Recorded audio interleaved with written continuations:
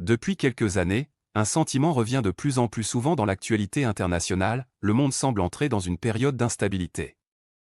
Guerres régionales, rivalités entre grandes puissances, tensions économiques, nouvelles alliances, les équilibres qui ont structuré la planète pendant plusieurs décennies semblent aujourd'hui se transformer. Mais une question se pose, sommes-nous réellement entrés dans une nouvelle ère géopolitique? Pourquoi les tensions semblent-elles augmenter un peu partout dans le monde? Et surtout, quelles sont les forces qui redessinent aujourd'hui l'équilibre mondial?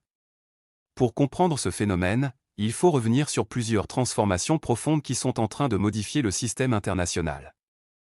Pendant longtemps, l'ordre mondial a été structuré par deux grandes périodes distinctes. La première fut celle de la guerre froide, un affrontement idéologique, politique et stratégique entre deux blocs dominés respectivement par les États-Unis et l'Union soviétique. Pendant près d'un demi-siècle, de la fin de la Seconde Guerre mondiale jusqu'au début des années 1990, ces deux superpuissances ont organisé l'essentiel des relations internationales. Chaque camp possédait ses alliances militaires, ses partenaires économiques et sa sphère d'influence. D'un côté, les États-Unis et leurs alliés occidentaux, regroupés notamment autour de l'OTAN. De l'autre, l'Union soviétique et les pays du bloc de l'Est. Le monde était alors largement structuré autour de cette rivalité permanente, marquée par des crises, des tensions militaires et une course aux armements. Mais cet équilibre bipolaire a pris fin avec l'effondrement de l'Union soviétique en 1991. Cet événement a profondément transformé le système international. Pour la première fois depuis plusieurs décennies, une seule puissance semblait capable d'exercer une influence dominante à l'échelle mondiale, les États-Unis. Durant les années 1990 et au début des années 2000, de nombreux analystes ont parlé d'un moment unipolaire. Cette expression désigne une période durant laquelle une seule puissance dispose d'un avantage considérable sur les plans militaires, économiques, technologiques et diplomatiques. À cette époque, les États-Unis apparaissaient comme la principale force structurante de l'ordre international. Leur économie dominait largement le système mondial, leur influence politique était déterminante dans de nombreuses institutions internationales, et leur puissance militaire n'avait pratiquement aucun équivalent. Cependant, cette situation n'était probablement qu'une phase transitoire dans l'évolution des rapports de force mondiaux. Avec le temps, plusieurs pays ont commencé à renforcer leur puissance économique, technologique et militaire. Aujourd'hui, l'émergence de nouvelles puissances remet progressivement en question cet équilibre. Des États comme la Chine, l'Inde ou d'autres acteurs régionaux cherchent à affirmer davantage leur rôle sur la scène internationale. Le système international semble ainsi évoluer vers une configuration plus complexe, où plusieurs centres de pouvoir coexistent et interagissent, transformant progressivement l'équilibre géopolitique mondial. Parmi les puissances émergentes qui redéfinissent aujourd'hui l'équilibre mondial, la Chine occupe une place centrale. En l'espace de quelques décennies seulement, ce pays a connu une transformation économique spectaculaire. D'une économie encore largement en développement à la fin du XX siècle, la Chine est devenue aujourd'hui la deuxième économie mondiale et un acteur incontournable du commerce international. Mais l'influence chinoise ne se limite plus au domaine économique. Pékin investit également massivement dans les technologies avancées, l'intelligence artificielle, les infrastructures et la modernisation de ses forces armées. Cette évolution s'inscrit dans une stratégie plus large visant à renforcer son statut de grande puissance sur la scène internationale. Pour accroître son influence, la Chine développe également des initiatives internationales ambitieuses, notamment à travers de vastes projets d'infrastructures reliant plusieurs régions du monde. Ces projets permettent à Pékin d'étendre ses relations économiques et diplomatiques avec de nombreux pays, en particulier en Asie, en Afrique et en Europe. Mais la Chine n'est pas la seule puissance à vouloir jouer un rôle plus important dans l'ordre international. D'autres États cherchent également à affirmer leur influence régionale ou globale. L'Inde, par exemple, connaît une croissance économique importante et cherche à renforcer sa position stratégique en Asie. La Turquie, de son côté, tente de jouer un rôle plus actif dans plusieurs régions, notamment au Moyen-Orient et en Méditerranée. Dans le même temps, certaines puissances régionales du Moyen-Orient cherchent également à accroître leur poids diplomatique, économique ou militaire dans les équilibres régionaux. Le résultat de ces transformations est un monde de plus en plus multipolaire. Cela signifie qu'au lieu d'un système dominé par une seule puissance ou par deux blocs opposés, plusieurs centres de pouvoir coexistent et interagissent. Or, ce type de configuration est souvent plus complexe à gérer. Lorsque plusieurs puissances cherchent à défendre leurs intérêts stratégiques, les équilibres deviennent plus fragiles et les rivalités peuvent plus facilement apparaître. C'est ce qui explique en partie pourquoi le système international actuel semble traverser une période d'ajustement et d'incertitude. Dans ce nouveau contexte international, marqué par l'émergence de plusieurs centres de pouvoir, les rivalités entre grandes puissances tendent à se multiplier. Alors que la période qui a suivi la fin de la guerre froide semblait marquée par une relative coopération internationale, on observe aujourd'hui un retour plus affirmé des logiques de compétition stratégique entre États.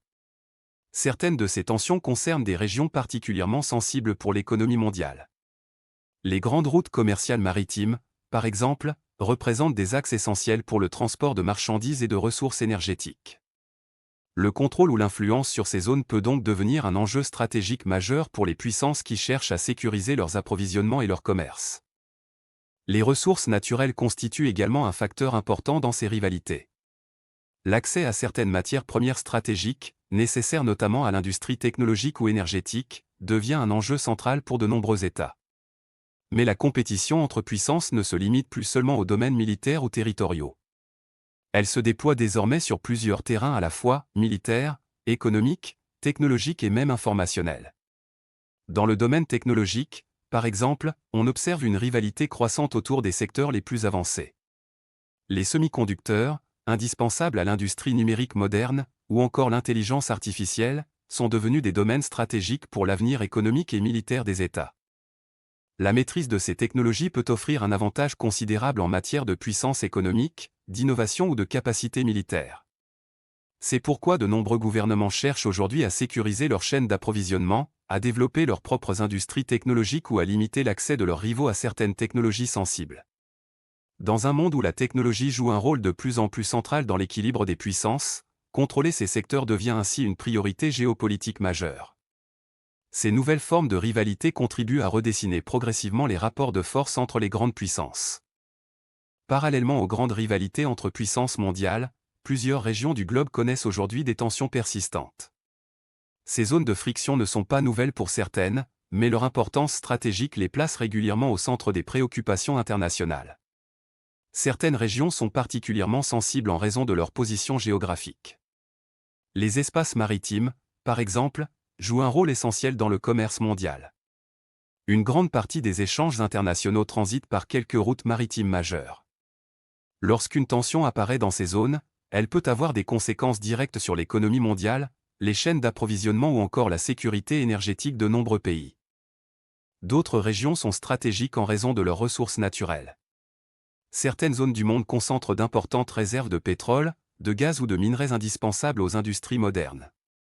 Le contrôle ou l'influence sur ces ressources peut donc devenir un enjeu majeur pour les États qui cherchent à sécuriser leur développement économique. Il existe également des territoires disputés depuis longtemps pour des raisons historiques, politiques ou identitaires. Ces différends territoriaux peuvent rester gelés pendant des années, mais ils peuvent aussi se raviver à tout moment lorsque les équilibres régionaux évoluent ou lorsque les rivalités entre grandes puissances s'intensifient. Ce qui rend la situation géopolitique actuelle particulièrement complexe, c'est que ces tensions régionales ne concernent presque jamais uniquement les acteurs locaux.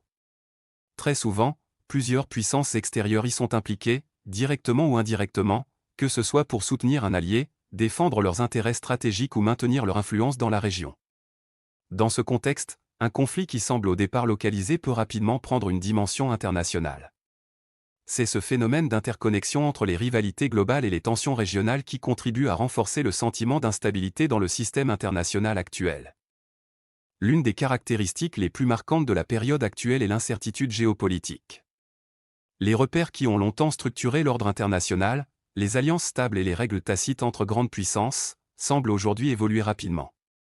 Les alliances traditionnelles connaissent des ajustements, certains partenariats se renforcent tandis que d'autres se fragilisent, et de nouveaux blocs stratégiques émergent, parfois en dehors des cadres classiques comme l'OTAN ou l'ONU.